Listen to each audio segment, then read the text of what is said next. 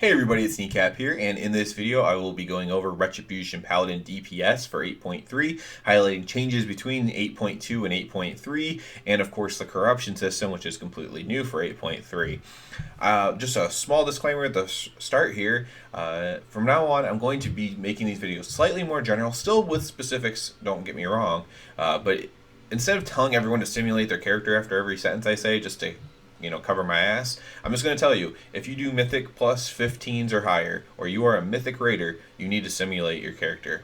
If you're not, or you just care to hear someone else's opinion about Retribution Paladins, then the rest of the video can be for you. Because while I am going to talk specifics, I'm not going to go into each individual fight or what's better for each individual boss in the raid, etc. So let's go ahead and start with corruption because that is the new thing for 8.3. And then we'll go into talents from there because I might even mention talents while I'm in here. So I'm assuming you know what the corruption system is. This isn't a video about the corruption system. So we have every 20 corruption, we're going to get a negative affix. As a rep paladin, I will tell you that I suggest doing harder content at no higher than 39 before you get to Grand Illusions. And if you're outside in the world, maybe not doing more than 59 before you get the cascading Death of Doom. That's just what I recommend. That's probably what most classes do anyways. However, I think some classes get away with Grand Illusions a little bit more in high-end content. We can heal ourselves and bubble ourselves in critical moments, but I like to save that for an actual critical moment and not a critical moment caused for myself. That's just my general opinion on how to manage your corruption. So we have two types of corruption that are going to be relevant to us, which is single target and AoE. For single target, by far, like most classes, our best single target corruption is infinite stars. This is based on your item level. However, any rank 3 infinite stars is going to be the best single target corruption you can have.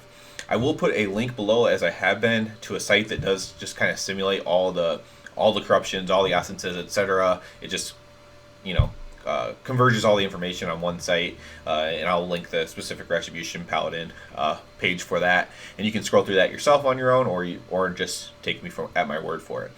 So Infinite Stars rank 3 is the best, Infinite Stars rank 2 is the second best. After that you get into like Twisted Appendage. Again, that's also based on your item level, and this one is not as super scaled as Infinite Stars, so a lower item level Twisted Appendage might not be as good, even if it's Twisted Appendage 3. Whereas a Infinite Stars 3, like I said, is going to be good no matter what. There is an add-on called Corruption Tooltips, and this will tell you, so it'll just tell you what rank it is. So you'll hear me say Infinite Stars 3.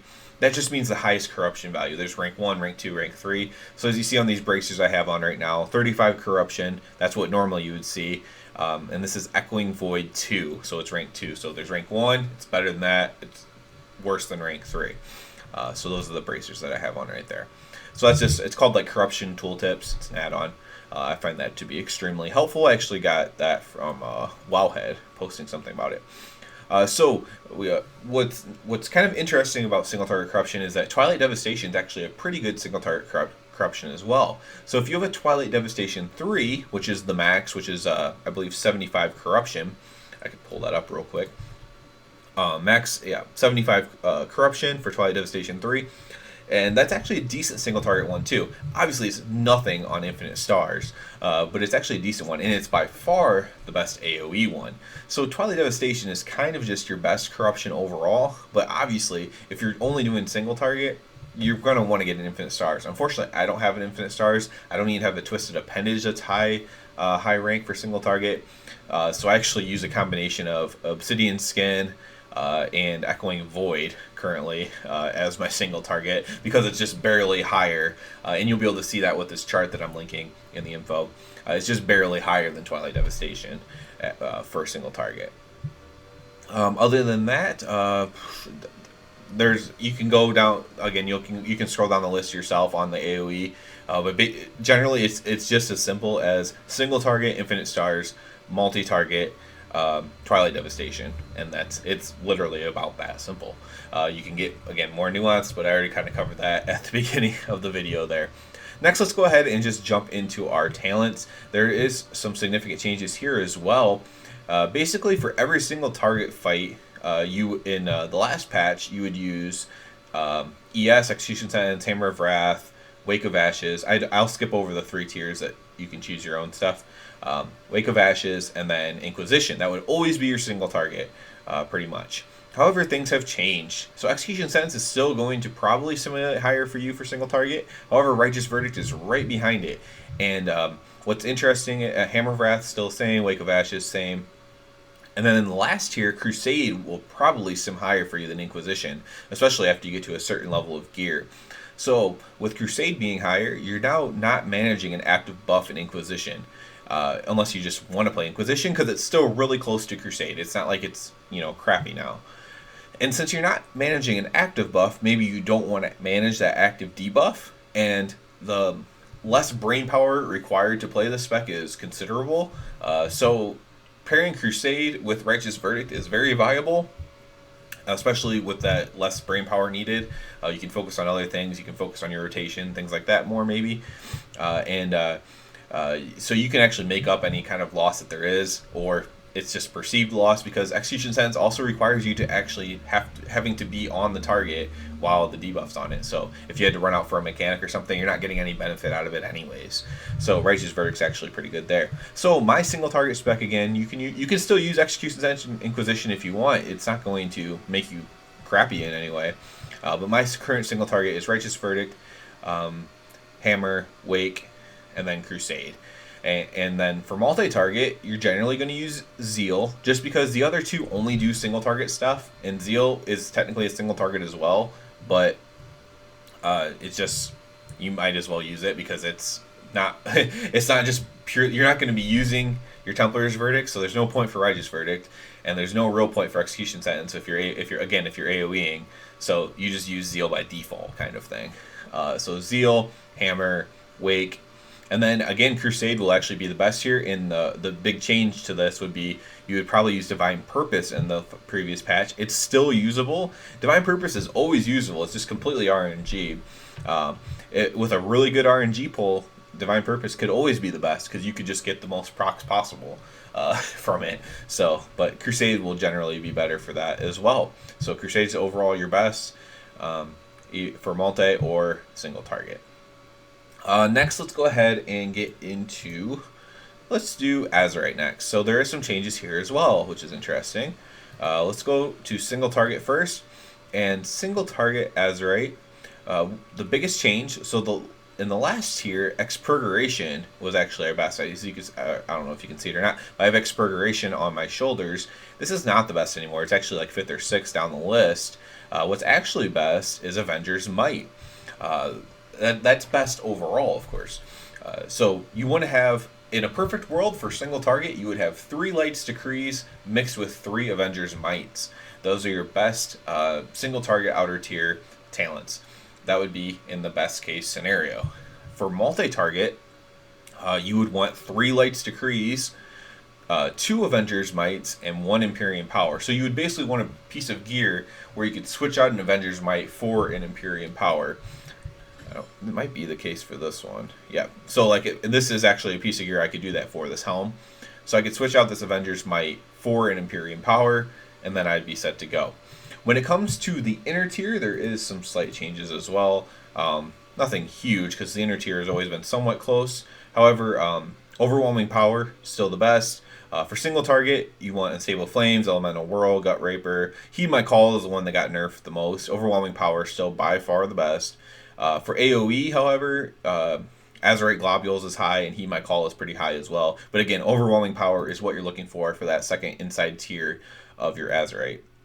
So, perfect world, single target, 3 Avenger's Might, 3 Light's Decree, and 3 Overwhelming Power. Obviously, I don't even know if that's possible. I don't know if those combinations all exist at the highest item level possible, but that is what you would want for single target. Let's go ahead and get into... Let's get into our essences next. This, again, has a change. This is a very, well, I predicted it. I think it's a very predictable change, personally. But for your essences, your best essence is going to be Vision of Perfection in every scenario. Why is this? It was already our best or second best to the Guardian of Azeroth in the last patch. And now it got buffed. So it got way more buffed for us since it was already like our best as we're at Paladin. So now it's just your best in every scenario. So for AoE type stuff, you're going to want to use like Conflict and Strife, Lucid Dreams, and Breath of the Dying. Breath of the Dying is a very good miner. That's one of the new essences that anybody can get unlocked. And you kind of want to use that one no matter what, single target or AoE. Conflict and Strife, you can kind of say the same thing about that. You can kind of keep Conflict up with Vision and with Breath of the Dying. The one you would change out here is if you have a group together that are all using World Vein Resonance. World Vein Resonance is a better essence than Memory of Lucid Dreams, but you would want to make sure that you have at least a couple allies using it with you, and that you're standing still enough that where you're standing in the azerite on the ground to give you the buff. So you'd want 2 or 3 allies with the World Vein on with you, and somewhat standing still for the fight. Other than that, you might just throw in Lucid Dreams there. Essence of the Focusing Iris is actually also pretty good, but you have to kind of stay on the same target for that, so it's not the greatest for AoE at all. For single target, again, if you weren't using World Vein, you could potentially sub that in for Lucid Dreams as well. So fairly similar on essences, the biggest change being you're pretty much always going to use Vision of Perfection now as your major. So that's the biggest change. Let's go ahead and get into the trinkets. Not a ton to talk about here. But basically, your best trinket is Vial of Animated Blood overall. So Vial of Animated Blood drops from the Underrot, so you want to do the highest Mythic Plus Underrot that you can handle, and hope that you get one out of your Mythic Plus chest, because if you get the 475, that's when you're really just talking good about your Vial of Animated Blood. You want the max item level of that, and then you're pretty much set. However, Ashvane Razor Coral still is going to simulate better single target. It actually simulates really good multi-target, but I don't suggest using it for that. So Ashvane's Razor Coral is still really good, unfortunately. It's a very powerful trinket. Even at 445, it's going to simulate the best. It doesn't always mean it is the best. That's simulating the best on its own as well. It's not necessarily simulating the best as a combination of trinkets. So it's a non-use trinket technically. So it might not be the best in that case.